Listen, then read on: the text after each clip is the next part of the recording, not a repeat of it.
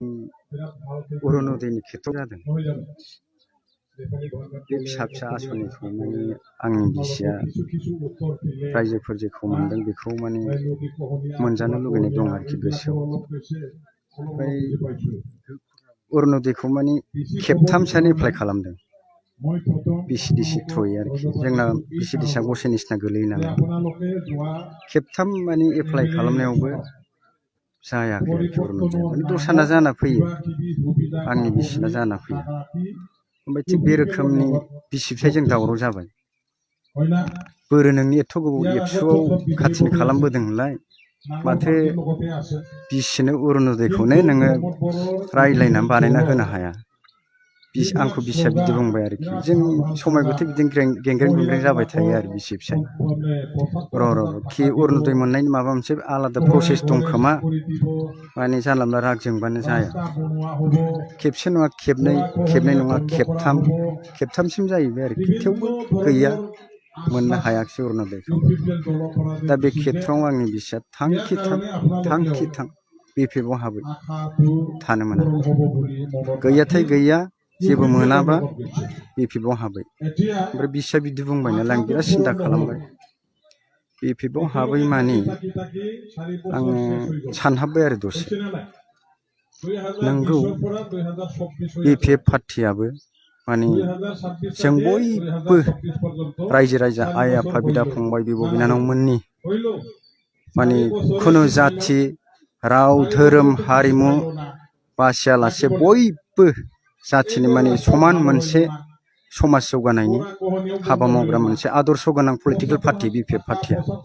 आं बेखौ सिन्था खालामनानै दिनै आं जगदान जाफैनाय जाबाय आरोखि। MLA मानव गेदेर रबिराम नार्जारि साराबो आं अपारेसन जाखांब्ला खरस थांफिननायनि एसे खरसाखौ IBS आखारै आंनो 10,000 हरदों। आङो हास्थायो गोजोन आरो खौसेथिखौ हास्थायनानै माने गामि सिंफ्राव बयबो रायजो राजाफ्रा माने BPF नि दोहौ दाबो गोसोआ सोलायाखै। कयेकजन गार्जेनफोरजों आं रायज्लायदों। आं सोंदों नोंसोरो बहा होगोन भटखौ? जोंथ' सोलाया, जोंना गोसोआ BPF आवनो दङ। होमबाथ' नेक्स्टआव BPF आ थारैनो गभर्नमेन्ट दामारगोन। आरो बयबो दा सिं सिं BPF नो भट होनो जांख्रिखांगासिनो दं रायजो राजा आइ आफा बिदा फंबाय बिब' बिनानावमोनहा। बेखौ नुनानै आंबो जांख्रिखांनाय फैदों आरोखि। होमबा गभर्नमेन्ट दाहैखागोनबा आं दानो BPF जों जगदान जानानै जा एसे हायो आं लिडार नङा, आं जेबो गोरों गोरा नङा आरोखि इसेबां।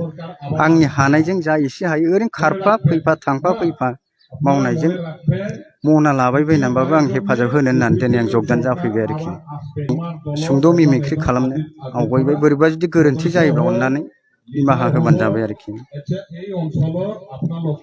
BTC-आ माने सरकारा आंनो दाहैफिनखागोनथ', ओंखायनो माने खुनु जेबो सिन्था गैया आरोखि।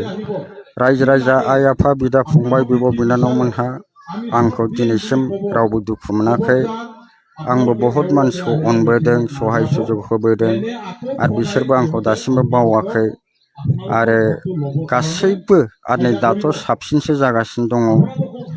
सिं आंखौनो सरकार दाहोफिननांगौ होननानै रायजो राजाफ्रा माने जांख्रिखांजोब्बाय।